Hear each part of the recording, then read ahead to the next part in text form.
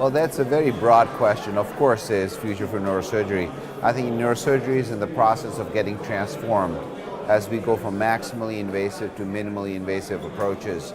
And that's true not just for cranial surgery or vascular surgery, it's true for spine surgery, it's true for tumor surgery, it's true for a variety of different pathways. I think of vascular system as a highway, and I believe neurosurgical delivery is going to transform to an endovascular, minimally invasive approach going forward. And I think what's unique about neurovascular surgeons is they have a unique appreciation of three-dimensional relationships between critical vessels and brain structures in the brain. And sometimes it's hard to get that from two-dimensional imaging, as you see typically in diagnostic and interventional radiology.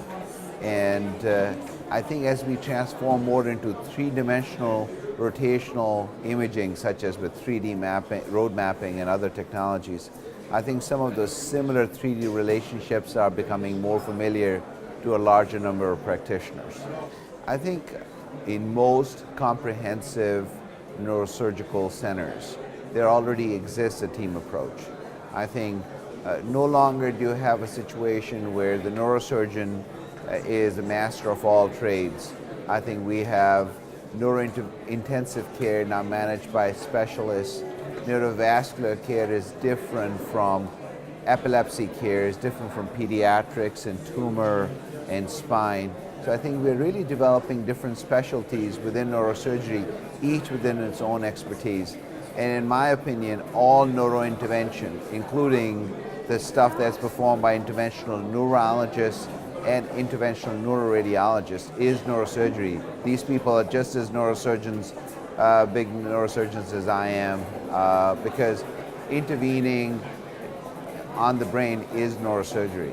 I think there are a couple of different things that are on the horizon. I think the most imminent one is really how we improve our delivery of stroke care. I think we need a lot of focus on that. I think there's new technology that can make us better at what we do at opening up vessels on the first pass without liberating debris in distal or non-affected territories. I think that's going to be a big focus. I think the workflow of how these patients get to where they need to go to get their vessels open quickly and effectively is another big piece of it. I think that's imminent. I think longer term is how we best utilize the vascular highway to deliver novel therapies to the brain for a variety of different diseases. I think it's going to be the longer term play.